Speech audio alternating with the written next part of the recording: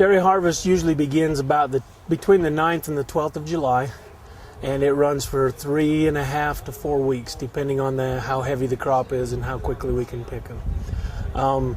Throughout the state of Utah, we pick close to 30 million each year, sometimes on a big year up to 35 million, but anywhere between 28 to 33 million a year of pounds of cherries, tart cherries. First thing it's going to do when it pulls up to this tree is both machines are going to come to it.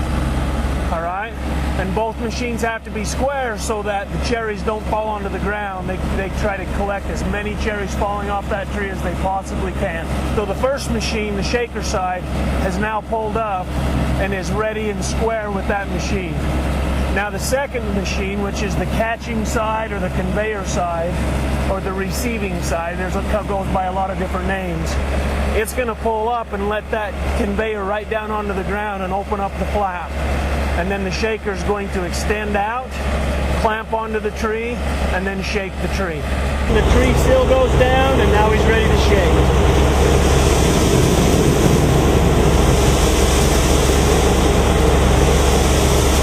Cleaned off as many as are going to come. Unclamp, the tree still opens up. Okay, right now the tractor has brought out a bin with just water in it. It's about half to 2/3 full. And they are swapping bins right now. They're putting the empty bin on the machine, and then what Amanda will do is she'll go pick up the full bin and take it into the shed where we load it onto a semi to send it to the packing shed and bring out another empty bin. This right here is a bin full of cherries. Right after it's been picked, 1,000 pounds of cherries, about 500 to 600 pounds of water inside of that bin right now. We are going to put a cover over it so that when the tractor takes it back to the shed, it'll keep it clean without any gravel or dirt getting in it. Here, Sarah, grab that corner. And every bin is covered coming out and going back. In the pad, they set them down, they clean the runners out where the forks go so that no gravel or mud is getting to the plant or the processing plant. And before they're loaded on the semi, we're taking all the leaves off, cleaning all the sticks and leaves off the top of the bins. Sometimes we have to add water because there's not enough water in the bins. As they come back in, we've drained a little bit too much. Then the forklift puts them on the semi, and then from the semi they go the 15-mile trip out to the processing plant. At which time they are unloaded and put on cold water. We have a special chiller there that keeps the water at a very low temperature. This makes the fruit firm up so that we can pit them well.